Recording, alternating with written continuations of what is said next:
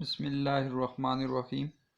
آج کا lecture number 33 اور یہ سیکنڈ ایئر اردو کے لیے ہے، اور آج ہم ایک نیا سبق شروع کرنے جا رہے ہیں۔ جو سبق ہم پڑھیں گے وہ یہ شخصیت ہیں، ان کا لکھا ہوا ایک افسانہ ہے، مشہور شخصیت، ان کا نام ہے غلام عباس، اور ان کا لکھا ہوا ہم افسانہ پڑھیں گے کتبہ۔ تو سیکنڈ ایئر اردو، مصنف غلام عباس، سبق کتبہ، صنف افسانہ، اور اس کا ماخذ ہے آنندی۔ سب سے پہلے ہم غلام عباس کے حالات زندگی دیکھتے ہیں، اور یہی ہمارا ایک مشقی سوال بھی ہے کہ غلام عباس کے حالات زندگی پر نوٹ تحریر کریں۔ تو اس اعتبار سے ہم یہاں پہ اگر خاص طور پر عنوان بنائیں تو دو عنوان خاص بنیں گے، ایک ہے حالات زندگی کا اور ایک ہے بطور ادیب ان کے ادبی خصوصیات کا۔ تو آپ کو نظر آ رہا ہوگا کتاب میں کہ ایک ہے حالات زندگی کا عنوان ہے، اس کی ہیڈنگ ہے، اور نیچے ادبی خصوصیات کی ہیڈنگ ہے۔ تو یہ خاص ہیں، اس کے اندر آپ اور بھی ہیڈنگز بنا سکتے ہیں، لیکن اگر آپ نے سوال کرنا ہو ان کے سوانحے پر یا حالات زندگی پر تو آپ ان دو ہیڈنگز کے ساتھ بھی سوال کر سکتے ہیں۔ اس کے علاوہ بھی ہم دیکھ لیں گے یہ سوال نوٹس کے اندر کیسے لکھا ہوا ہے، لیکن ہم پہلے کتاب کو دیکھتے ہیں۔ ان کی ولادت ہے 1909 اور ان کی وفات ہے 1982، 1982۔ اب حالات زندگی: غلام عباس امرتسر کے ایک غریب گھرانے میں پیدا ہوئے۔ ابتدائی تعلیم انہوں نے دیال سنگھ ہائی اسکول لاہور سے حاصل کی اور لاہور سے ہی عملی زندگی کا آغاز کیا۔ تو یہاں پر آپ کو نظر آ رہے ہوں گے ایم سی کیوز، بڑا ہی اہم حصہ ہوتا ہے سیکشن الف ایم سی کیوز کا، جو ہمارا کے پی کے بورڈ ہے اور ایبٹ آباد بورڈ میں یہ 20 نمبر کے معروضی سوالات اور ایم سی کیوز ہوتے ہیں۔ تو یہ آپ کے پکے نمبر ہوتے ہیں، اس اعتبار سے آپ کو خصوصاً حالات زندگی بڑے غور سے دیکھنے پڑتے ہیں اور سبق کی عبارت کو غور سے پڑھنا پڑتا ہے، تاکہ کوئی بھی جو معروضی سوال ہے وہ کہیں سے آ سکتا ہے۔ اس لیے آپ کو عبارت آپ کے لیے پڑھنا انتہائی ضروری ہے، اور اس حصے کو جو حالات زندگی ہے اس سے کافی جو ہیں وہ طور پر معروضی سوالات آ جاتے ہیں۔ تو یہاں پر لکھا ہے کہ وہ مختلف رسائل کے مدیر، ایڈیٹر ادارت رہے، پھر محکمہ تعلقات عامہ سے منسلک ہوئے، کچھ عرصے بعد بی بی سی سے وابستہ ہو کر لندن یہ چلے گئے تھے۔ غلام عباس جو ہیں وہ ترکی ادب سے بے حد متاثر تھے۔ تو یہ ایک آپ کے سامنے ایم سی کیوز یہ بھی ہے کہ ڈیش ادب سے بے حد متاثر، عربی ادب سے، فارسی ادب سے، اردو ادب سے، ترکی ادب سے، تو اس طرح کے ایم سی کیوز آ جاتے ہیں۔ انہیں موسیقی سے بھی دلچسپی تھی، خصوصاً گٹار بجانے کا انہیں بہت شوق تھا۔ اس کے علاوہ وہ شطرنج کے ایک بہترین کھلاڑی تھے۔ تو ادبی خدمات کے سلسلے میں انہیں حکومت پاکستان کی طرف سے ستارہ امتیاز عطا کیا گیا۔ غلام عباس ایک باوقار، کامیاب اور تخلیقی زندگی گزار کر کراچی میں انتقال کر گئے۔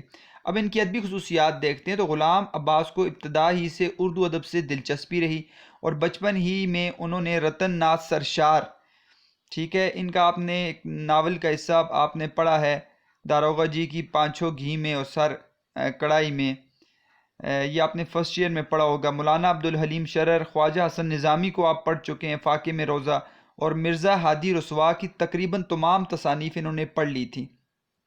ان کا شمار جدید افسانہ نگاروں کی فہرست میں ہوتا ہے۔ انہوں نے اس وقت افسانہ نگاری شروع کی جب انگریزی تعلیم و معاشرت کے سبب نئی اقدار قدر کی جمع ہے، مراد یہاں پہ روایات اور تہذیب، معاشرہ، نئی روایات معاشرے میں نشوونما پا رہی تھی، اور معاشرے میں ایک کشمکش کی کیفیت تھی، جس کے نتیجے میں ایسے واقعات ظہور پذیر ہو رہے تھے جو ایک روایت پسند معاشرے کے لیے ناقابل برداشت تھے۔ غلام عباس نے بڑی خوبصورتی اور غیر جذباتی انداز میں ایسے معاشرے کی عکاسی کی ہے۔ یہ خاص بات ہے کہ افسانے میں انہوں نے معاشرے کی عکاسی کو بیان کیا ہے۔ غلام عباس کے افسانوں کا موضوع کیا تھا؟ کوئی نیا تو نہیں، لیکن ان کا انداز بیان، یہ ایک ادبی خصوصیات ہے، انہیں نیا پن عطا کیا۔ اس سلسلے میں ان کے افسانے آنندی کی مثال دی جاتی ہے۔ دراصل وہ معمولی کو غیر معمولی بنانے والے فنکار ہیں۔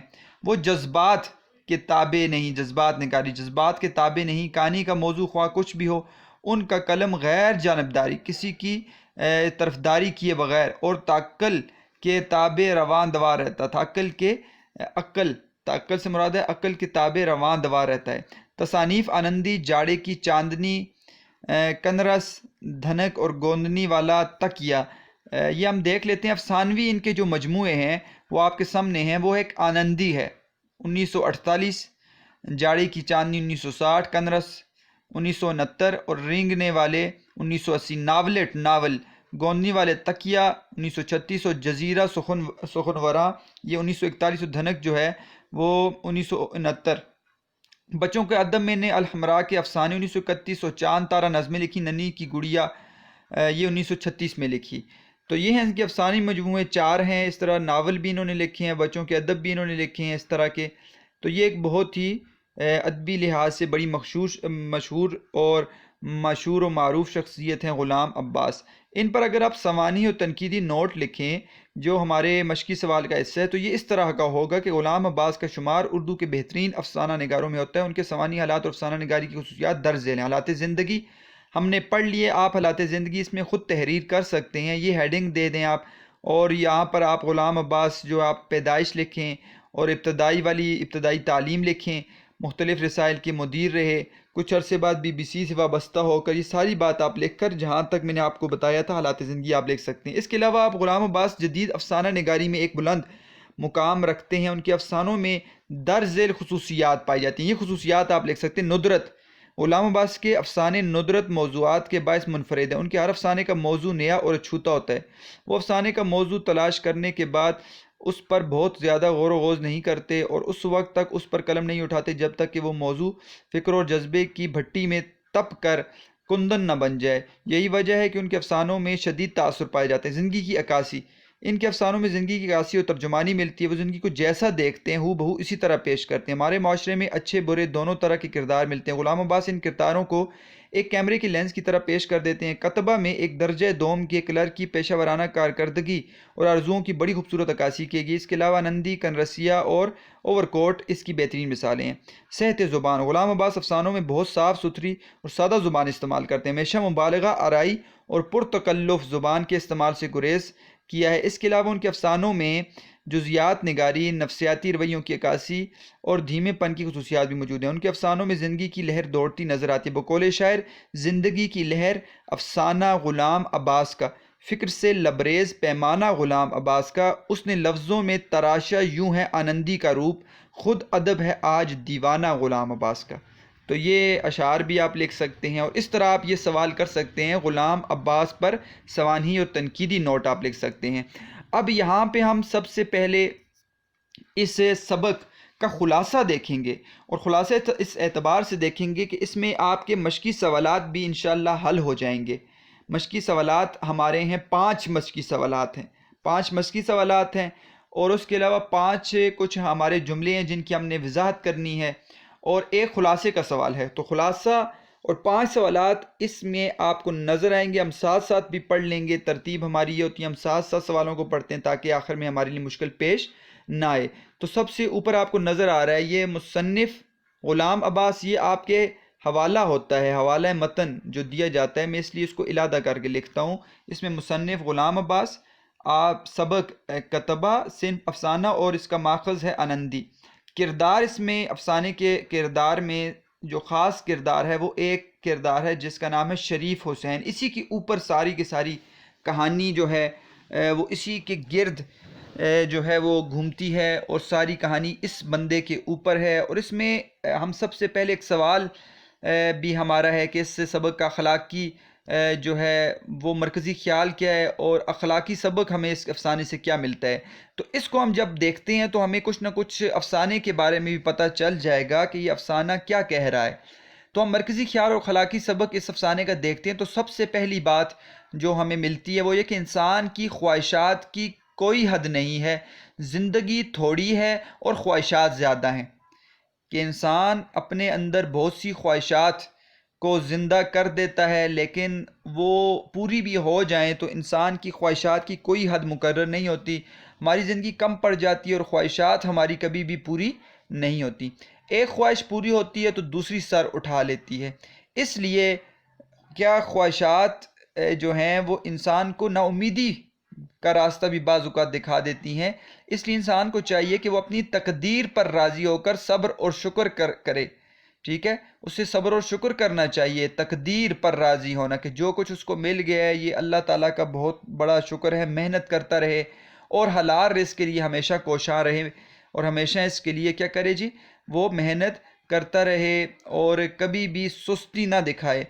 اب انسان کے لیے یہ ضروری ہے کہ خواہشات جو ہیں وہ وہی پوری ہوتی ہیں جو انسان کی تقدیر میں لکھا ہوا ہے، لیکن اس کا مطلب یہ نہیں ہے کہ آپ تقدیر کو ایسا سمجھ لیں کہ آپ کہیں کہ یہ سستی میں دکھاؤں اور جو کچھ تقدیر میں وہ مل کے رہے گا، بلکہ اللہ تعالیٰ نے ایک نظام بنایا ہے کہ آپ محنت کریں گے تو اللہ تعالیٰ آپ کو اس کا اجر دیں گے، اور حلال رزق کے لیے ہمیشہ انسان کو محنت کرنی چاہیے۔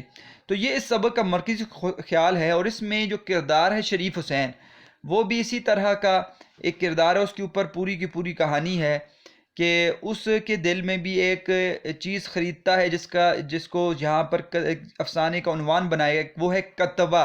کتبہ ایک تختی کو کہتے ہیں، بعض اوقات آپ نے دیکھا ہوگا گھروں کے باہر تختی لگی ہوتی ہے جس کے اوپر نام وغیرہ لکھا ہوتا ہے، یا پھر قبر کے اوپر بھی وہ کتبہ تختی ہوتی ہے جس کے اوپر نام وغیرہ لکھا ہوتا ہے۔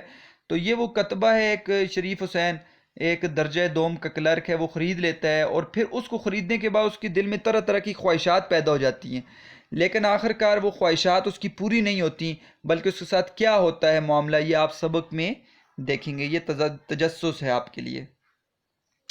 خلاصہ ہم دیکھتے ہیں تو سب سے پہلے اختر حسین کی یہ آپ بیتی ہے، اختر حسین کردار ہے ایک، اور اس کی آپ بیتی یہاں پر اس سبق کے اندر جو ہے غلام عباس نے بیان کی ہے۔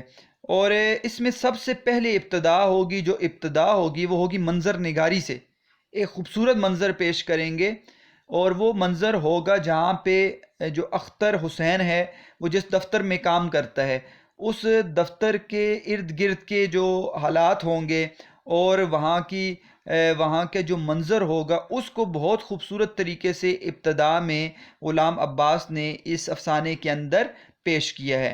پھر بتائیں گے کہ یہ اختر حسین درجہ دوم کا کلرک ہے، اور ایک دن یہ دفتر سے واپسی جب کرتا ہے تو اس کی بیوی جو ہوتی ہے وہ میکے گئی ہوتی ہے، اور اس کے جیب میں 5 روپے اور کچھ آنے موجود ہوتے ہیں، اور پھر وہاں پر آپ کو بتائیں گے کہ کلرک جب چھٹی ہوتی ہے تو وہاں پہ کلرکوں کی ٹولیاں نکلتی ہیں، کلرکوں کی ٹولیاں نکلنی شروع ہو جاتی ہیں، اور یہ اس کا سوال بھی ہے کلرکوں کے اوپر۔ تو کلرکوں کی ٹولیوں میں سے کچھ جو لوگ ہیں وہ کم عمر ہوتے ہیں، ان کے بارے میں بتایا گیا ہے کہ ان کی ابھی تو وہ ہلکی ہلکی مونچھیں بھی نہیں نکلی ہوتی، اور کچھ جو لوگ ہوتے ہیں وہ سن رسیدہ ہوتے ہیں، یعنی بوڑھی عمر والے ہوتے ہیں، ان کا بیان ہے۔ تو وہ وہاں پر ان لوگوں کی سراپا نگاری اور وہ منظر نگاری جو ادھر کی جو درخت ہیں، یہ گرمی کا موسم ہے، وہ سارے کا سارا غلام عباس نے پیش کیا ہے۔ اب یہاں پر بتائیں گے کلرکوں کی جب ٹولیاں نکل جاتی ہیں تو اس میں اختر حسین بھی نکلتا ہے جب، تو اس میں وہ اپنے گھر نہیں جاتا بلکہ ایک جامع مسجد کا رخ کر لیتا ہے۔ اب جامع مسجد کا رخ جو کرتا ہے وہ نماز کے لیے نہیں کرتا، بلکہ اس کے گھر کے بجائے جامع مسجد کا رخ جو ہے وہ وقت گزارنے کے لیے کرتا ہے، کیونکہ گھر میں بیوی نہیں ہے، کوئی بھی نہیں ہے، تو یہ وقت گزارنے کے لیے وہ رخ کر لیتا ہے۔ اور وہاں پر ایک بازار لگتا ہے پرانی چیزوں کا، تو یہ وہاں پر جاتا ہے کیونکہ وہاں پر لوگوں کے خریدار بھی آتے ہیں اور بیچنے والے موجود ہوتے ہیں، تو ان کو دیکھنا بھی ایک شغل سے کم نہیں ہوتا، اس لیے وہاں پر چلا جاتا ہے جامع مسجد کے پاس، اور وہاں پر کچھ چیزیں دیکھ رہا ہوتا ہے تو ایک کتبے پر اس کی نظر پڑتی ہے۔ اب اس کتبے کا اس کا کوئی خیال نہیں ہوتا کہ میں اس کو خرید لوں، لیکن بس وہ جو دکاندار ہوتا ہے، وہ جو بیچنے والا وہ کباڑی ہوتا ہے، وہ اس کو زبردستی وہ کتبہ سمجھے آپ کہ وہ کتبہ اس کو دے دیتا ہے، اور یہ نہ چاہتے ہوئے بھی وہ کتبہ خرید لیتا ہے۔ اس کے آگے اب کہانی آگے بڑھتی ہے تو کتبہ تو خرید لیتا ہے، لیکن کتبے کے بارے میں جب سوچتا ہے تو کتبے کو کہاں لگاؤں، تو اس کے ذہن میں اس کو مستقبل کے سنہری خیالات آنے شروع ہو جاتے ہیں کہ دن میں کہ ہو سکتا ہے کہ اس کے دن پھر جائیں، اور ہو سکتا ہے اس کو ترقی مل جائے، اور پھر کیا میں ترقی مل جائے تو میں ایک نیا گھر خرید لوں، اور پھر گھر خرید کر میں اس پر ایک کتبہ لگاؤں گا، تو شاید اللہ تعالیٰ نے میرے لیے یہ رکھ دیا ہے کہ میں نے کتبتہ بھی خریدا ہے۔ تو اس طرح کے اس کی خواہشات جنم لے لیتی ہیں اس کتبے کو خریدنے کے بعد۔ اس کے بعد یہ کیا کرتا ہے، اس کتبے پر نام بھی کھدواتا ہے، اس پر اپنا نام کھدواتا ہے، اور سنگ تراش کے پاس چلا جاتا ہے اور اس سے کہتا ہے کہ اب میرا جو ہے وہ نام یہاں پر کھدوا لو، یہاں پر یہ اس کو آپ تراش کر نام لکھ دو۔ تو وہ جب نام تراشتا ہے اور نام اس پر لکھتا ہے، تو اس کے بعد بھی اس کے دل میں طرح طرح کے سنہری خیالات اسی طرح کے آنے شروع ہو جاتے ہیں کہ یہ کتبہ جو ہے وہ میری زندگی میں شاید کوئی تبدیلی لے آئے گا۔ لیکن اس کے بعد کیا ہوتا ہے، اس کے بعد یہ کہ کچھ عرصے کے لیے اس کو جو ہے وہ ترقی مل جاتی ہے، کچھ عرصے کے لیے درجہ دوم سے درجہ اول پر چلا جاتا ہے۔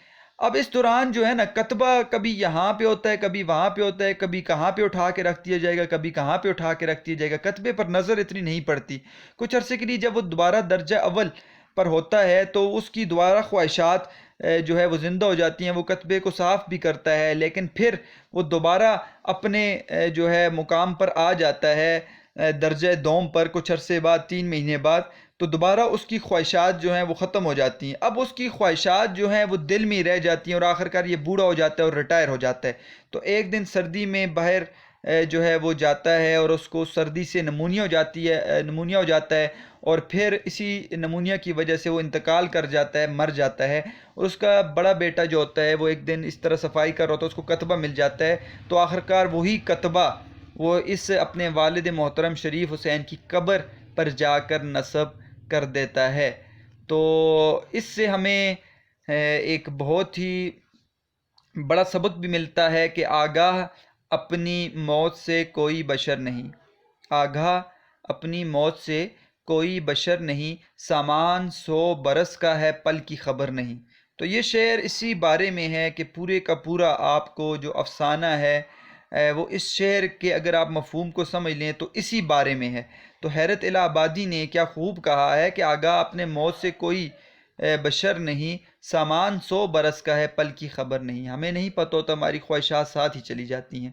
یا پھر مرزا غالب کا مشہور اور معروف شعر، ہزاروں خواہشیں ایسی کہ ہر خواہش پہ دم نکلے، بہت نکلے میرے ارمان لیکن پھر بھی کم نکلے۔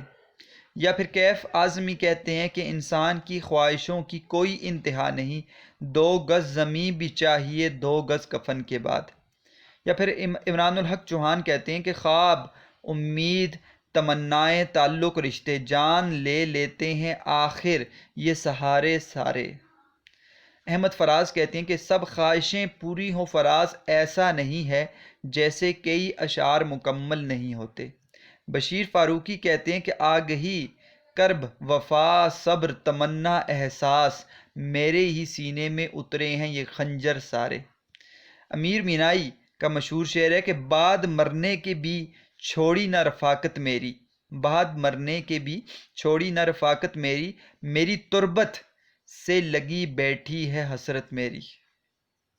تو یہ مشہور اشعار ہیں جو اس آپ سبق کے ساتھ آپ لکھ سکتے ہیں، تشریح کے اندر، سوالات کے اندر۔ اقبال ساجد کہتے ہیں ایک بھی خواہش کے ہاتھوں میں نہ مہندی لگ سکی، میرے جذبوں میں نہ دولہا بن سکا اب تک کوئی۔ تو یہ مختلف اشعار ہیں جو آپ حوالے کے طور پر تشریح کے وقت آپ کو کام آتے ہیں، آپ اچھی تشریح لکھ سکتے ہیں اور خلاصے کے ساتھ بھی لکھ سکتے ہیں۔ اس کے علاوہ آپ سوالات کے ساتھ بھی لکھ سکتے ہیں۔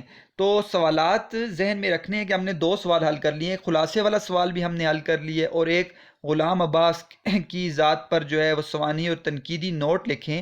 یہ یہاں پر آپ کو میں سوالات پہلے بتا دیتا ہوں کہ کون کون سے سوال ہیں تاکہ ہم سبق کے ساتھ پڑھیں گے۔ یہ دیکھیں آپ کو نظر آ رہا ہے، یہ صفحہ نمبر جو ہے یہ 76 ہے، 76، اور اس میں مندرجہ ذیل سوالات کے مختصر جوابات لکھیں۔ یہ 5 جو سوال ہیں، اس افسانے سے کیا اخلاقی سبق حاصل ہوتا ہے، یہ ہم نے سوال نمبر 5 ہم نے پڑھ لیا ہے، جبکہ 4 سوال ہم ساتھ ساتھ پڑھیں گے انشاءاللہ۔ یہ دوسرا جو سوال ہے، سبق کے حوالے سے مندرجہ ذیل جملوں کی وضاحت کریں، یہ ہم آخر میں کریں گے، لیکن یہ جملے ہم بیچ میں دیکھیں گے، ان جملوں کو، یہ جملے بیچ میں آئیں گے اور آپ وہاں سمجھنے کی کوشش کریں تو یہ سوال آپ کا حل ہو جاتا ہے۔ باقی جملوں کی تکمیل کے لیے یہ آپ کے معروضی سوالات ہیں، یہ آپ خود کر سکتے ہیں۔ یہاں پر آپ کو نظر آ رہا ہے سوال نمبر 4، کتبہ کا خلاصہ میں نے آپ کو بتا دیا ہے، پوائنٹس میں بتایا ہے، آپ اس کو پیراگراف کی صورت میں لکھ سکتے ہیں۔ اور 5واں سوال، غلام عباس پر سوانی اور تنقیدی نوٹ لکھیں، یہ ہم نے پڑھ لیا ہے، جملوں میں آپ خود استعمال کر سکتے ہیں۔ تو ہمارا کام زیادہ جو ہے وہ 4 سوالات پر ہے، اور یہ دوسرا سوال نمبر 2 کے 5 جو مختلف جملے ہیں ان کو ہم حل کریں گے۔ تو ہم اب سبق کو پڑھتے ہیں، اور اس سبق کو پڑھ کر اس کو سمجھنے کی کوشش کرتے ہیں تاکہ ہماری متن کی تشریح حل ہو جائے اور سوالات بھی حل ہو جائیں۔ کتبہ شہر سے کوئی 1.5-2 میل کے فاصلوں پر پرفضا باغوں اور پھلواریوں، پھولوں کا چھوٹا باغ، پھلواری کہتے ہیں پھولوں کا چھوٹا باغ، پھلواریوں میں گھری ہوئی قریب قریب ایک ہی وضع کی بنی ہوئی عمارتوں کا ایک سلسلہ جو دور تک پھیلتا چلا گیا تھا۔ تو یہاں پر میں نے آپ کو بتایا تھا ابتدا میں منظر نگاری ہے، وہ جگہ بتا رہے ہیں جہاں پر شریف حسین جن دفتر میں کام کرتے ہیں اس کے ارد گرد کے حالات۔ ان عمارتوں میں کئی چھوٹے بڑے دفتر ہیں جن میں کم و بیش 4000 آدمی کام کرتے ہیں۔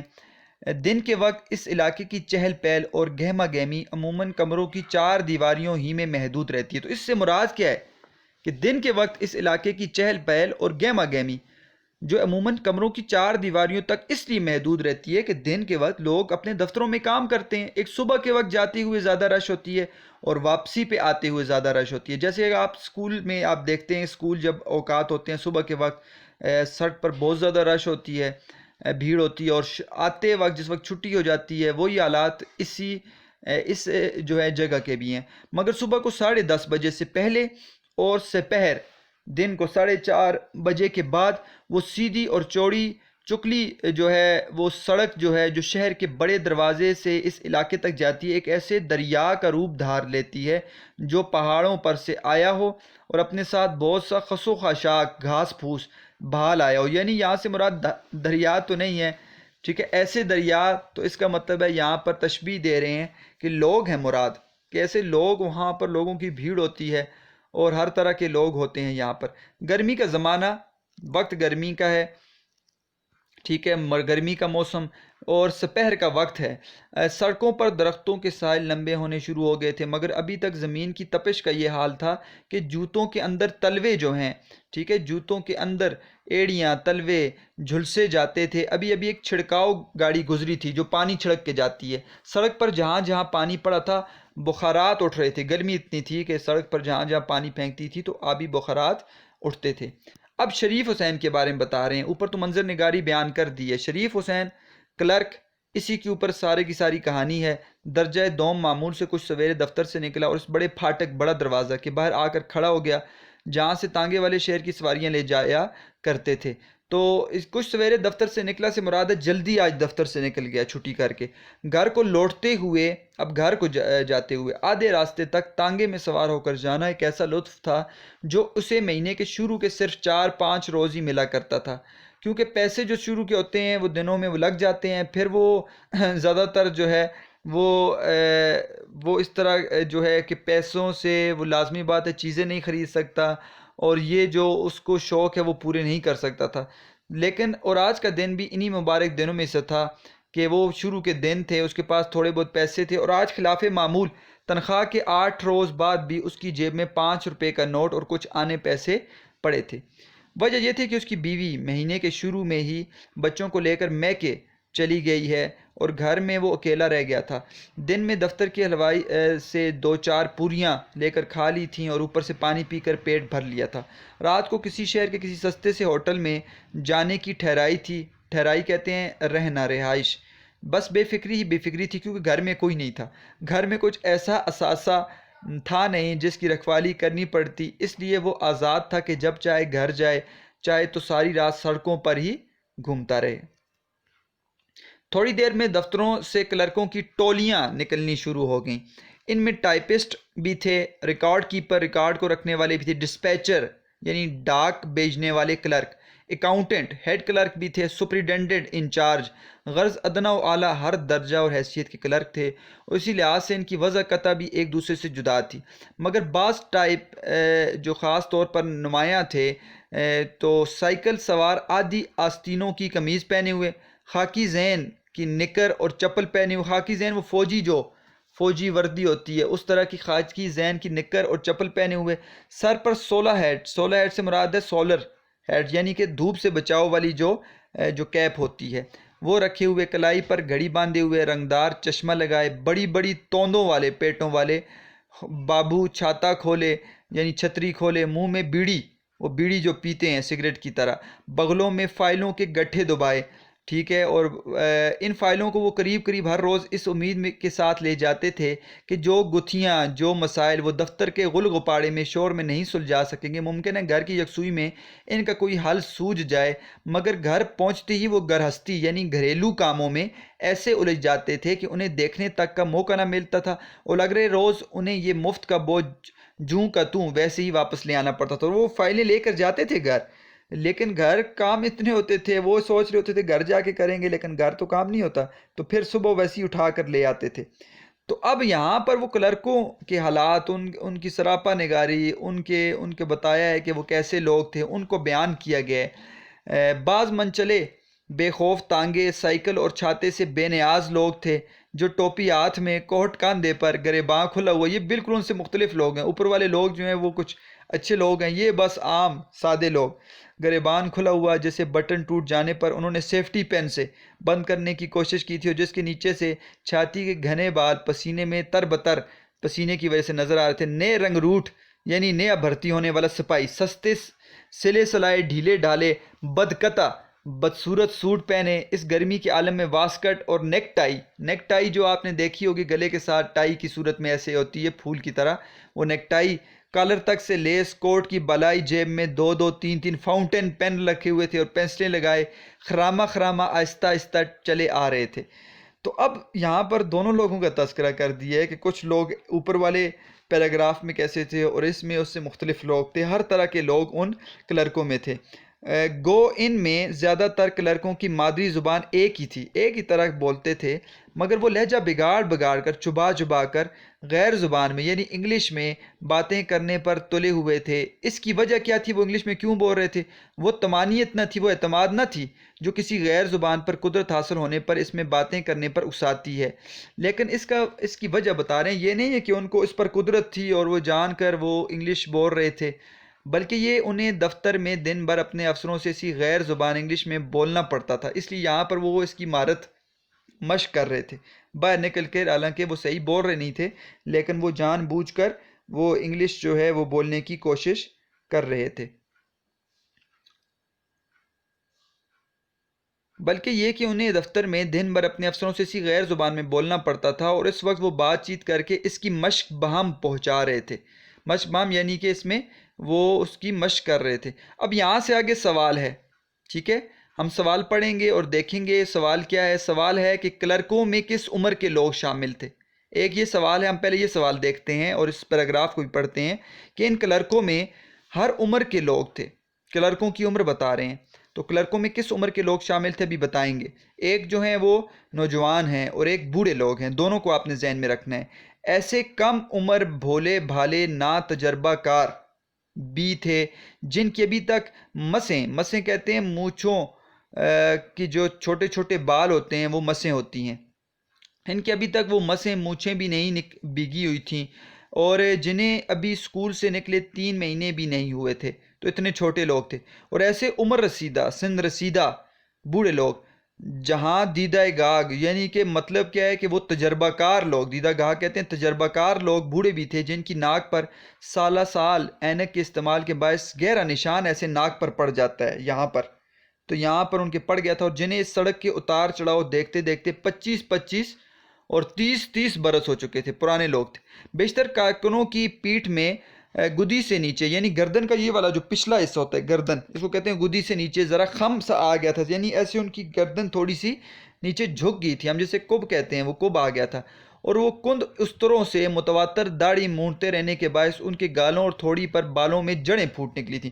جب آپ لگاتار شیو کرتے ہیں نا، شیو، تو اس کے بعد جو بال نکلتے ہیں وہ اس ایک بال میں بھی دو بال نکلنے شروع ہو جاتے ہیں بعض اوقات، جب آپ زیادہ شیو کرتے ہیں تو بال پھر ایسے نکلنے شروع ہو جاتے ہیں، تو اس میں کہہ رہے ہیں کہ ایک بالوں میں جڑیں یعنی ایک بال کے ساتھ دو بال نکل رہے ہیں، جنہوں نے بے شمار ننھی پھنسیوں کی شکل اختیار کرتی ہے۔ پھنسیاں کہتے ہیں دانے، کہ جب آپ بار شیو کرتے ہیں تو نیچے لازمی بات ہے وہ مسام ایسے کھل جاتے ہیں، پھر اس کی جگہ دانے بن جاتے ہیں، اور ایسے آپ کو نظر آتے ہیں سوراخ بنے ہوئے، تو یہاں پر وہ بتا رہے ہیں کہ اس طرح کی انہوں نے ان کی شکل اختیار کر لی تھی۔ تو یہاں پر ہم سوال اب ہم یہاں سے نوٹ سے پڑھتے ہیں۔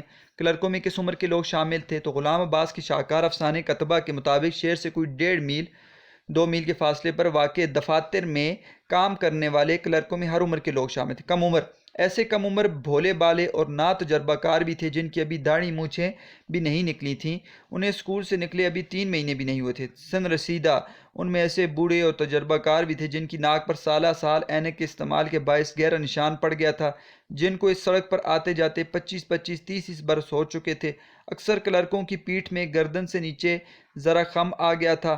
کند استروں سے متواتر داڑھی مونڈنے سے گالوں اور تھوڑی پر ننھی ننھی پھنسیاں دانوں کی نکل آئی تھی۔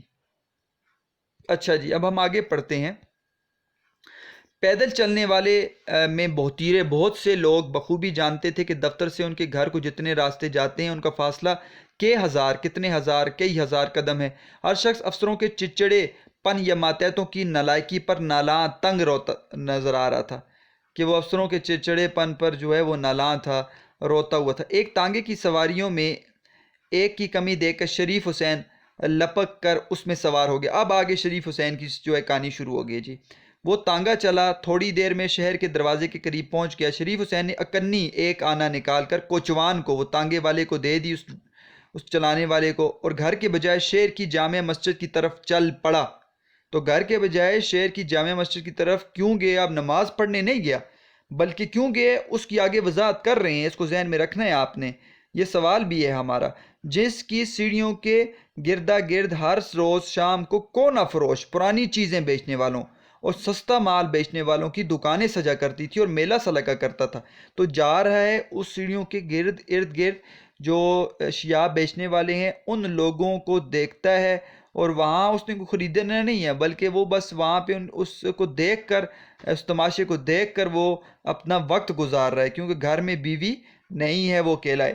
دنیا بھر کی چیزیں، ہر وضع، ہر کماش کہتے ہیں طرح طرح کے گھر کا سامان پرانا، کہ لوگ یہاں اس کو ملتے ہیں، طرح طرح کے لوگ ملتے ہیں، طرح طرح کی چیزیں بھی ملتی ہیں۔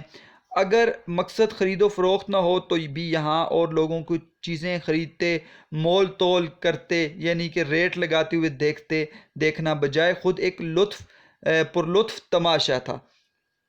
شریف حسین لیکچر باز حکیموں، جو حکیم لیکچر دیتے ہیں وہاں پر بیٹھے ہوتے ہیں، لوگوں کو بلا لیتے ہیں، ادھر آؤ تو میں یہ بیماری ہے، ان کو دیکھ رہے، سنیاسیوں کو دیکھ رہے، وہاں پر فقیر جو دنیا کو چھوڑ کر بیٹھے ہوتے ہیں، اور ٹھیک ہے، اور اپنے جو ہے وہ اپنے حالات میں وہ بیٹھے ہوتے ہیں، اور تعویذ گنڈے بیچنے والے وہاں پر بیٹھے ہوتے ہیں، وہاں پر تعویذ گنڈے بیچنے والے سائیں فقیر کو کہتے ہیں، اور کھڑے کھڑے تصویر اتار دینے والے فوٹوگرافر کی جمگھٹوں کے پاس ایک 2 منٹ رکتا رہا، سیر دیکھتا رہا، تماشا ان کا دیکھتا رہا۔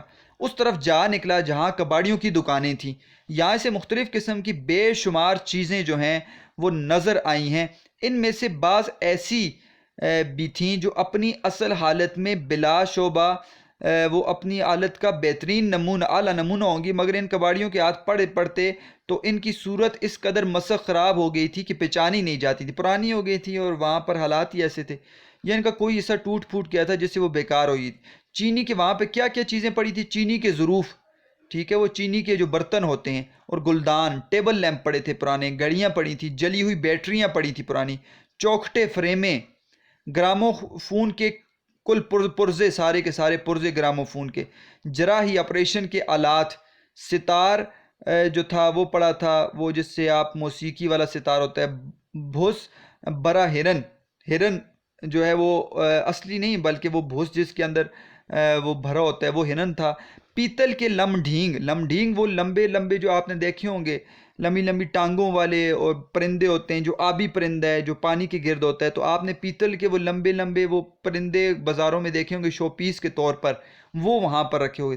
بدھ کا نیم قد مجسمہ، ٹھیک ہے، بدھ مت جو ہے وہ ان کا اپنے مجسمے ہوتے ہیں، ٹھیک ہے، اور یہاں پر ان کا چھوٹا قد والا وہ آپ نے دیکھے ہوں گے، چھوٹے چھوٹے قدوں کے مجسمے انہوں نے بنائے ہوتے ہیں، تو بدھ مت والوں نے اس طرح کے مجسمے بھی وہاں پر پڑے ہوئے تھے۔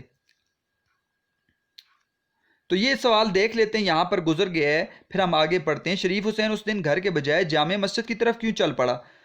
تو جامع مسجد جانے کی وجہ اوپر آپ پڑھ لیں گے خود۔ شریف حسین کسی خریداری کی نیت سے جامع مسجد کی طرف نہیں گیا تھا، بلکہ کئی دنوں سے اس کی بیوی میکے گئی ہوئی تھی۔ اسے گھر پہنچنے کی کوئی جلدی نہیں تھی، وہ وہاں محض وقت گزارنے، دوسرے لوگوں کو چیزیں خریدنے اور مول تول کرنے پر لطف تماشے سے لطف اندوز ہونے کے لیے گیا تھا۔ اس لیے سنگ مرمر کے ایک ٹکڑے کی قیمت کیا پوچھی کہ دکاندار اس کے پیچھے پڑ گیا اور اخلاقی طور پر مجبور ہو کر اس نے اسے خرید لیا اور گھر لے آیا۔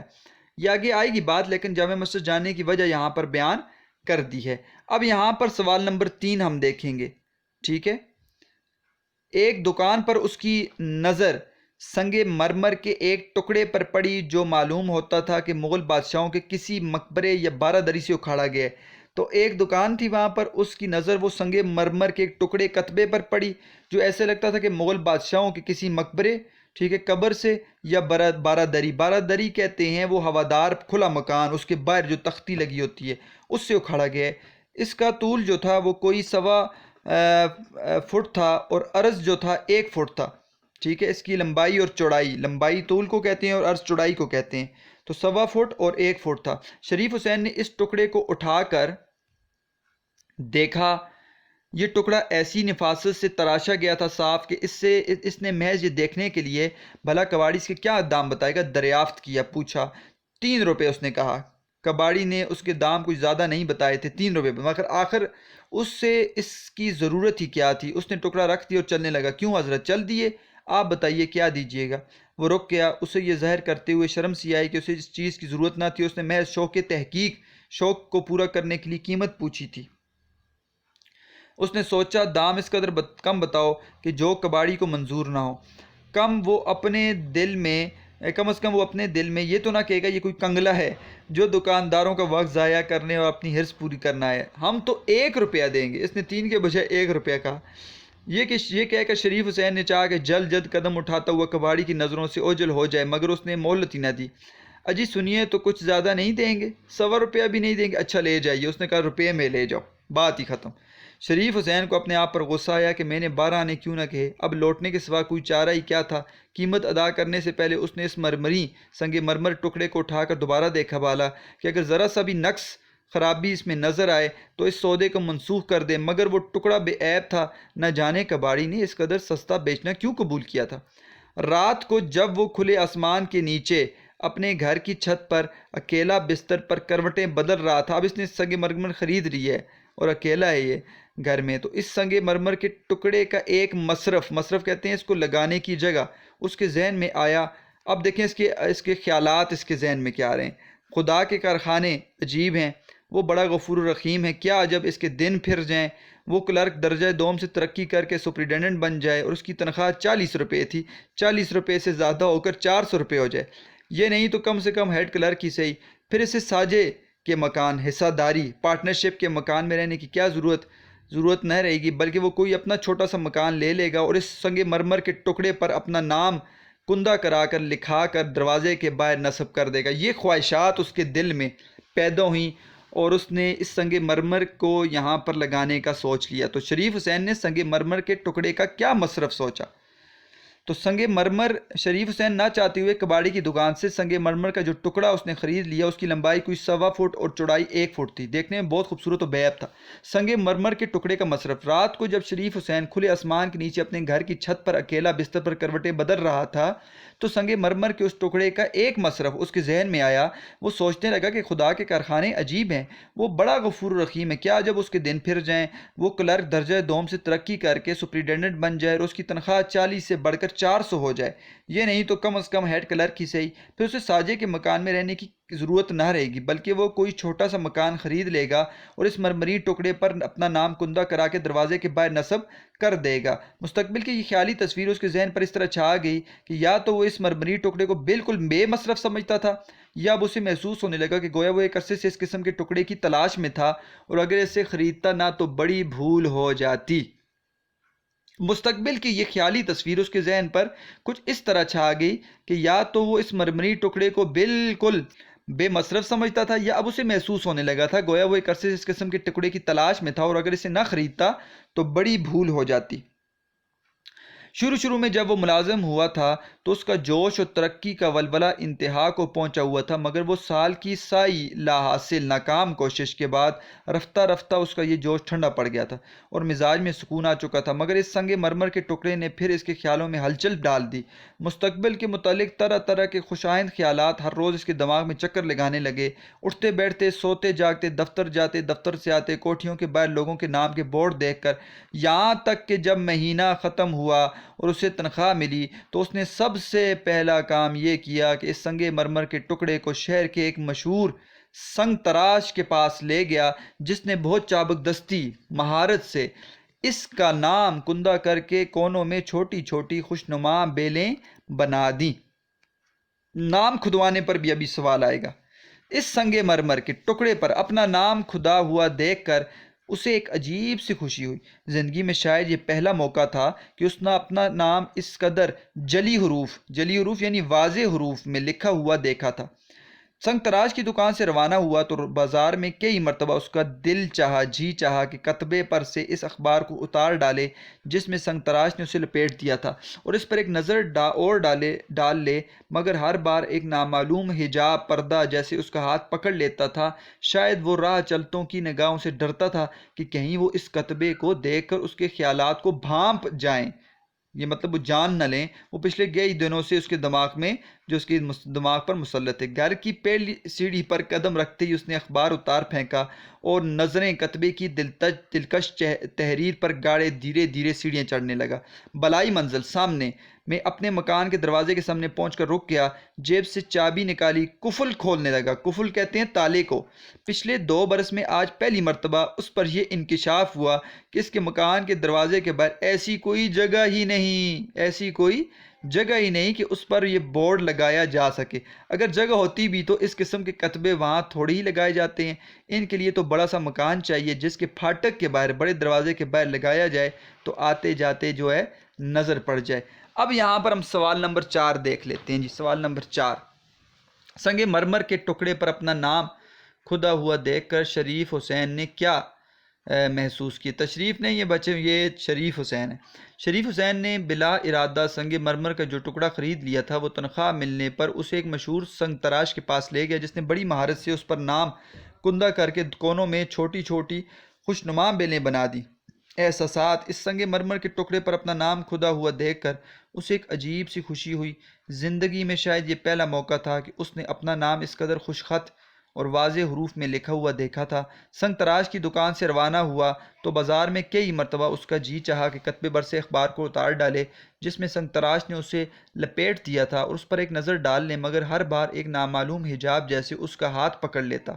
شاید وہ راہگیروں کی نگاہوں سے ڈرتا تھا کہ کہیں وہ اس کتبے کو دیکھ کر ان خیالات کو نہ بھانپ جائیں جو پچھلے کئی دنوں سے اس کے دماغ پر مسلط تھے۔ آخرکار ضبط کا بندھن ٹوٹ گیا اور گھر کی پہلی سیڑھی پر قدم رکھتے ہی اس نے اخبار اتار پھینکا۔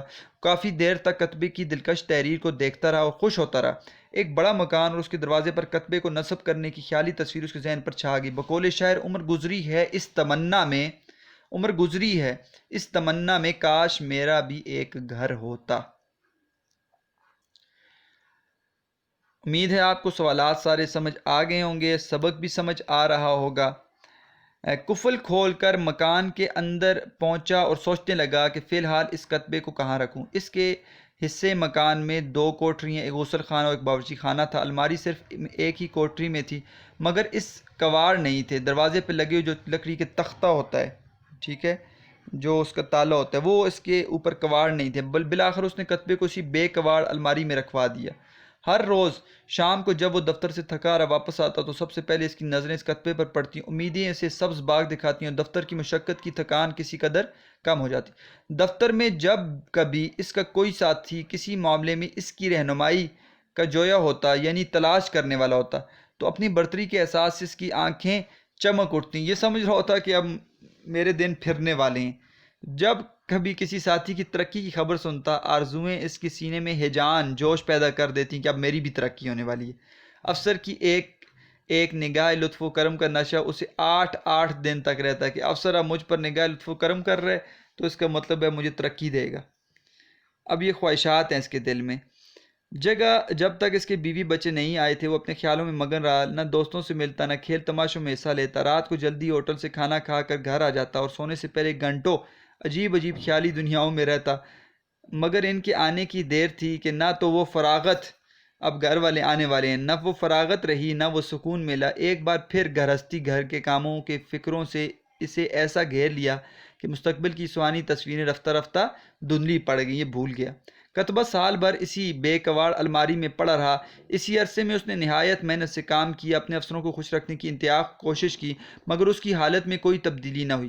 اب اس کے بیٹے کی عمر 4 برس کی ہو گئی تھی اور اس کا ہاتھ اس بے کواڑ کی الماری تک بخوبی پہنچ جاتا تھا۔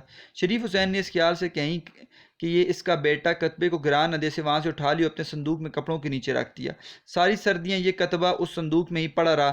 جب گرمی کا موسم آیا تو اس کی بیوی کو گرم کپڑے رکھنے کے لیے صندوق میں سے فالتو چیزوں کو نکالنا پڑا، چنانچہ دوسری چیزوں کے ساتھ بیوی نے کتبے بھی نکال کر رکھ کاٹ کے لکڑی کے اس پرانے بکس میں ڈال دیا جس میں ٹوٹے ہوئے چوکھٹے فریمیں، بے بال کے برش، بغیر بالوں کے برش، بیکار صابن دانیاں پرانی پڑی ہوئی تھیں، ٹوٹے ہوئے کھلونے تھے اور ایسی دوسری چیزیں پڑی ہوئی تھیں۔ شریف حسین نے اب اپنے مستقبل کے متعلق زیادہ سوچنا چھوڑ دیا۔ دفتروں کے رنگ ڈھنگ دیکھ کر وہ اس نتیجے پر پہنچ گیا کہ ترقی لطیفہ غیبی مدد سے نصیب ہوتی ہے، کہ تقدیر کا بڑا حصہ ہے، کہ انسان محنت تو کرتا ہے، انسان کے لیے محنت ہے، لیکن آگے جو ہے وہ اللہ تعالیٰ پر چھوڑ دے اور اللہ تعالیٰ اسے ترقی دیں گے، اور انسان بعض کا جو خواہش رکھتا ہے وہ پوری نہیں ہوتی۔ کڑی محنت، سخت محنت جھیلنے اور جان کھپانے سے کچھ حاصل نہ ہوگا۔ اس کی تنخواہ میں ہر دوسرے برس 3 روپے کا اضافہ ہو جاتا تھا، جس سے بچوں کی تعلیم وغیرہ کا خرچ نکل آتا اور اسے زیادہ تنگی نہ اٹھانی پڑتی تھی۔ پے در پہ مایوسیوں کے بعد جب اس کو ملازمت کرتے 12 برس ہو چکے تھے اور اس کے دل سے رفتہ رفتہ ترقی کے تمام ولولے نکل چکے تھے اور کتبے کی یاد تک ذہن سے محو غائب ہو چکی تھی، تو اس کے افسروں نے اس کی دیانتداری اور پرانی کارگزاری کا خیال کر کے اسے 3 مہینے کے لیے عارضی طور پر درجہ اول کے کلرک کی جگہ دے دی، جو چھٹی ہو جانا چاہتا تھا۔ تو کچھ عرصے کے لیے اسے درجہ دوم سے درجہ اول پر ایک جو بندہ تھا وہ جا رہا تھا، اس چھٹی پر اس کو 3 مہینے کے لیے یہ شریف حسین کو درجہ اول کی جگہ دے دی۔ جس روز اسے یہ عہدہ ملا اس کی خوشی کی انتہا نہ رہی۔ اس نے تانگے کا بھی انتظار نہ کیا بلکہ تیز تیز قدم اٹھاتا ہوا پیدل ہی بیوی کو یہ مزدہ کہتے ہیں خوشخبری سنانے چل دیا۔ شاید تانگا اسے کچھ زیادہ جلدی گھر نہ پہنچا سکتا۔ اگلے مہینے اس نے نیلام گھر سے ایک سستی سی لکھنے کی میز اور ایک گھومنے والی کرسی خریدی۔ میز کے آتے ہی پھر اسے کتبے کی یاد آئی اور اس کے ساتھ ہی اس کی سوئی ہوئی امنگیں، آرزوئیں جاگ اٹھیں۔ اس نے ڈھونڈ ڈھانڈ کر کاٹ کی پیٹی، یعنی وہ لکڑی کی پیٹی میں سے کتبہ نکالا، صابن سے دھویا، پونچھا اور دیوار کے سارے میز پر ٹکا دیا۔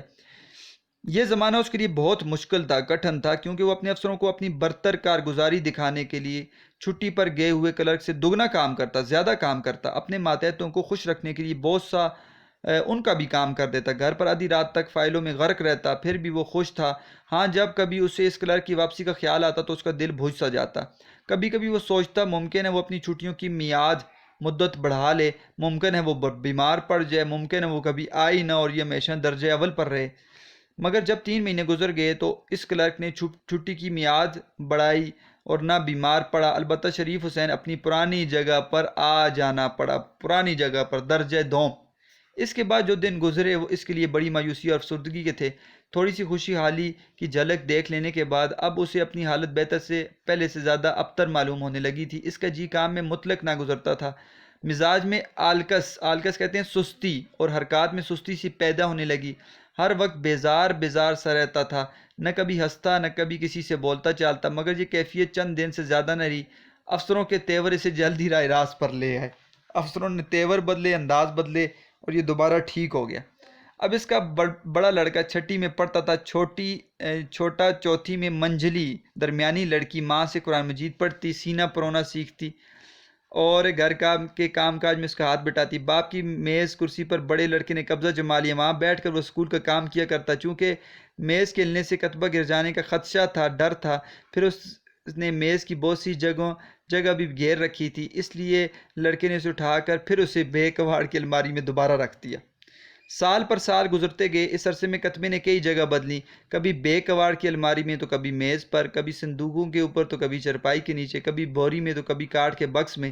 ایک دفعہ کسی نے اٹھا کر باورچی خانہ کے اس بڑے طاق پر رکھ دیا، وہ طاق جو اوپر جو ہوتی ہے دیوار کے اوپر خالی جگہ جہاں لوگ چیزیں رکھتے ہیں اس کو طاق کہتے ہیں، ادھر رکھ دیا جس میں روزمرہ کے استعمال کے برتن رکھے ہوئے تھے۔ شریف حسین کی نظر پڑ گئی، دیکھا تو دھوئیں سے اس کا رنگ سفید پیلا پڑ چلا تھا۔ اٹھا کر دھویا، پوچھو اور پھر بیک وار کی الماری میں رکھ دیا۔ اب جگہ بدل رہا ہے جی کتبہ، مگر چند ہی روز میں اسے پھر غائب کر دیا گیا اور اس کی جگہ وہاں کاغذی پھولوں کے بڑے بڑے گملے رکھ دیے گئے جو شریف حسین کے بڑے بیٹے کے کسی دوست نے اسے تحفے میں دیے تھے۔ رنگ پیلا پڑ جانے سے کتبہ الماری میں رکھا ہوا بدنما معلوم ہوتا تھا، مگر اب کاغذی پھولوں کے سرخ رنگوں سے الماری میں جیسے جان پڑ گئی تھی اور ساری کوٹری دہک اٹھی تھی، چمک اٹھی تھی۔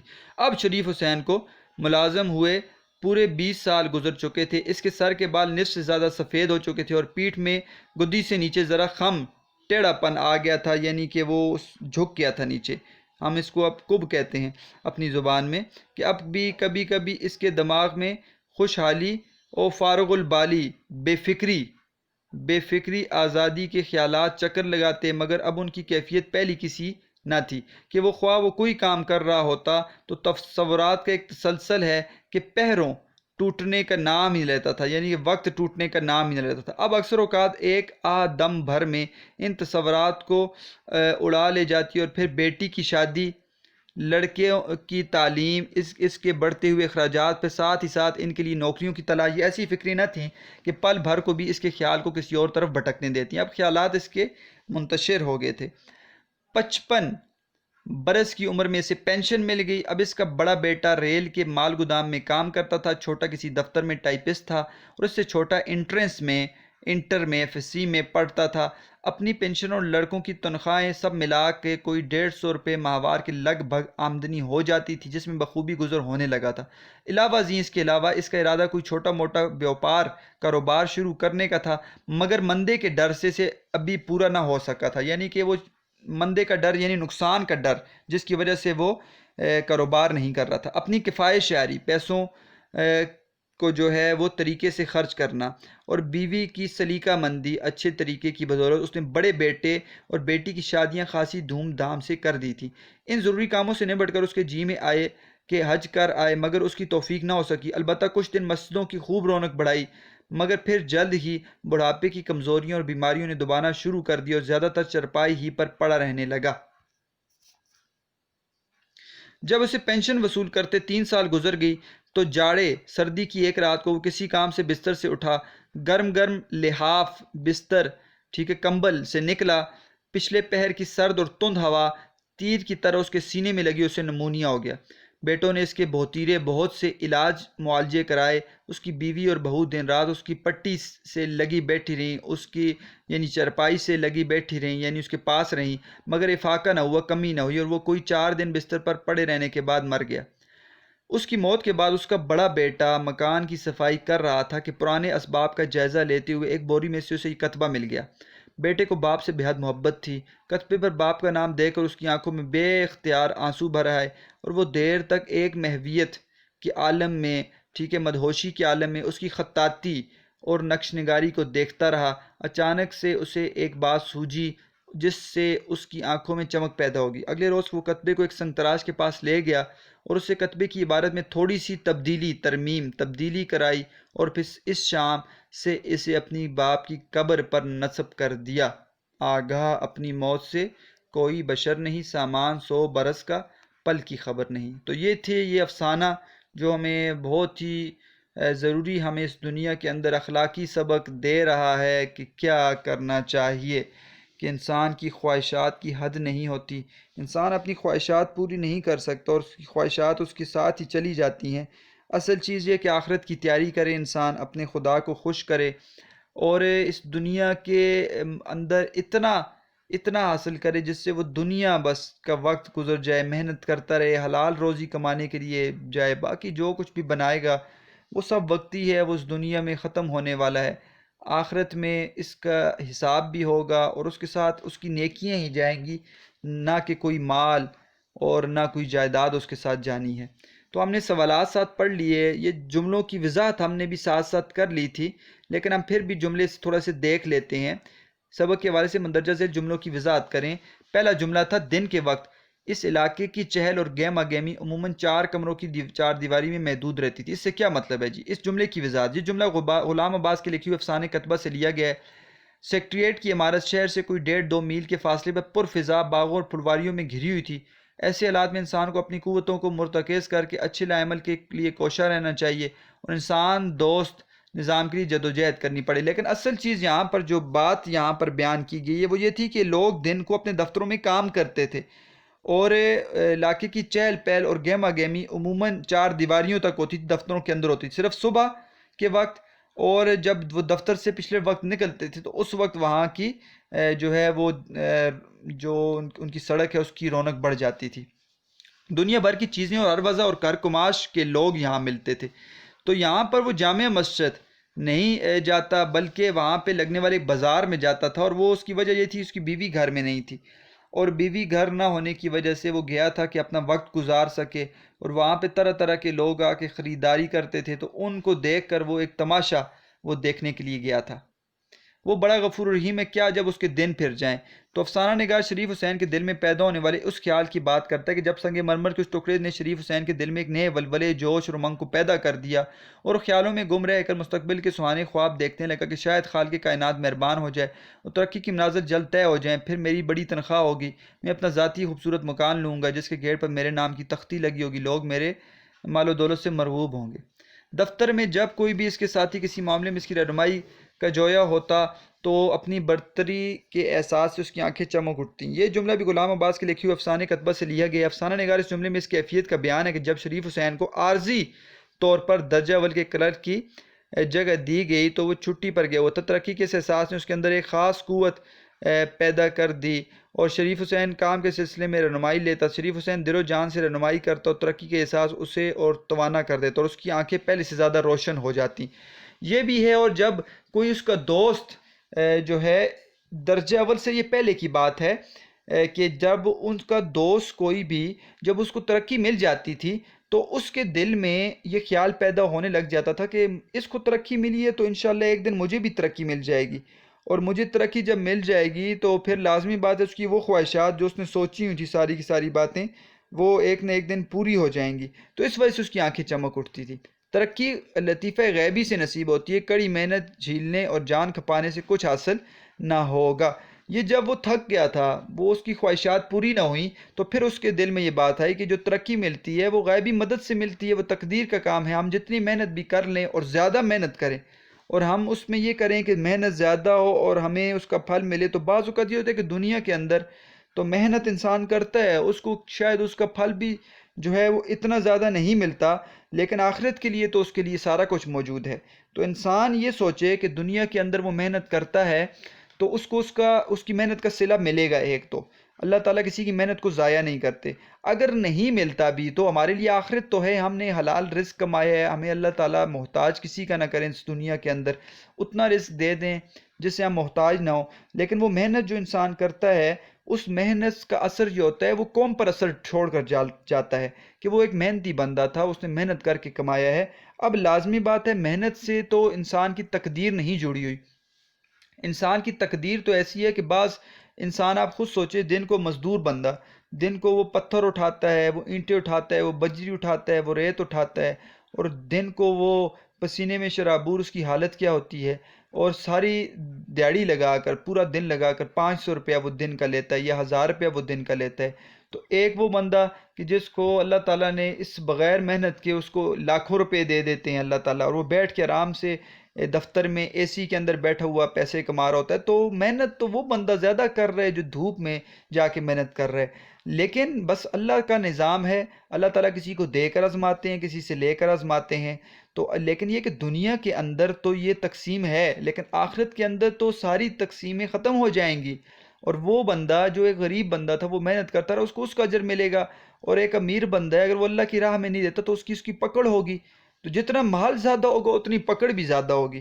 تو اللہ تعالیٰ سے دعا کرنی چاہیے کہ اللہ تعالیٰ ہر بندے کا شرم پردہ رکھیں، اور وقت کے ساتھ ساتھ وقت گزرتا جاتا ہے، دنیا جو ہے وہ ختم ہونی ہے، انسان نے مر جانا ہے، تو اصل چیز یہ ہے کہ اللہ کے ساتھ دل لگانا اور آخرت کی تیاری کرتے رہنا، یہ ہمیں یہ افسانہ یہ سبق دے رہا ہے۔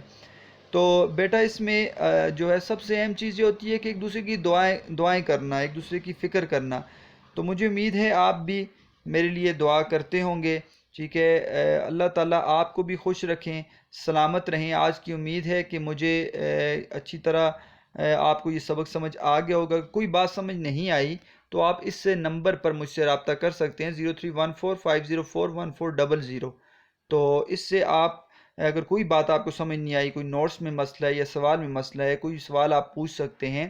تو مجھے امید ہے بچوں آپ نے یہ لیکچر اچھی طریقے سے پڑھ لیا ہوگا، اور آپ محنت کرتے رہیں گے۔ اللہ تعالیٰ آپ کو خوش رکھیں، آباد رہیں، والسلام۔